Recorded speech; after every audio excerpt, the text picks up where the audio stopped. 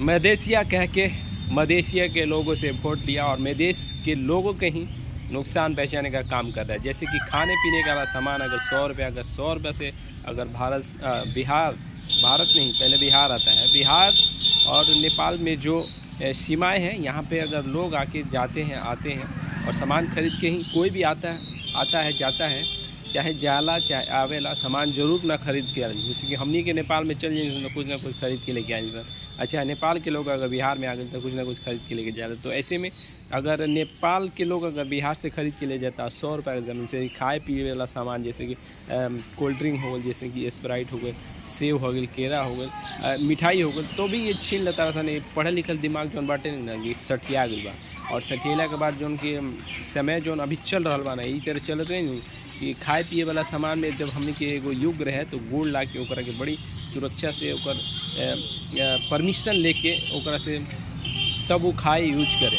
और आज के समय में किन के बर्बाद करता है। नेपाली पुलिस के पास पढ़ल लिखल दिमाग है कि कौन दिमाग है, या देवे वाला जो भी इतना बड़ा मंत्री, इतना अधिकारी हुई है, अगर ये तरह के नुकसान पहुँचाता है तो हमको सर कहें कि सबसे घटिया काम बाटे। और ऐसे में बिहार सरकार अशोक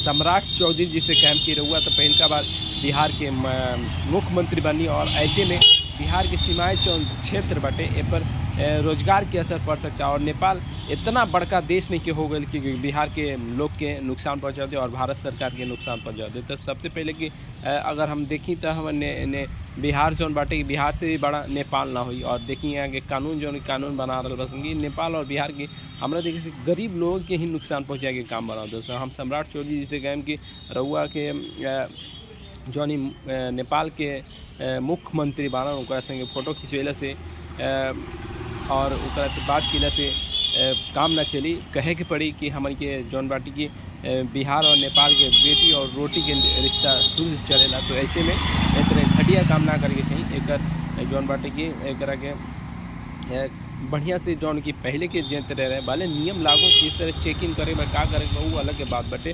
बड़ा जौन की गाड़ी से जौन लोडिंग सामान जाता है ऊपर अलग से चेक करो, रूल्स लगना। लेकिन जैसे कि 100-200 के 500 के कपड़ा लाता अगर कीन के लोग आता जाता तो ये पर जौन की ओवर एक्टिंग सरकार करता नेपाल के, तो एक के बंद करके चाहिए।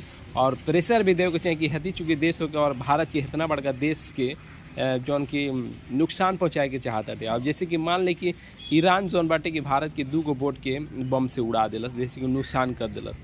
तो वहाँ पे लोग कहें कि वहाँ पे युद्ध चलता था, नुकसान कर दस तो युद्ध होता थे। और ये भी युद्ध से कम ना होला जौन की भारत सरकार जो कि नेपाल के एक नया मुख्यमंत्री बन के जौन की बिहार के लोग के ही नुकसान के करके फिर में बा। मधेश क्षेत्र के जितना भी लोग बा वो सब के नुकसान करके फिर में बाटे। और गरीबी देखा जाए जौन जो खाए कमाए वाला लोग बाटे तो ओकरा के नुकसान पहुँचाए कार्य करते। तो हम ऐसे चाहे मुख्यमंत्री कहीं चाहे प्रधानमंत्री कहीं नेपाल के हम ऐसा व्यक्ति के रिस्पेक्ट ना कर सकें ना करें।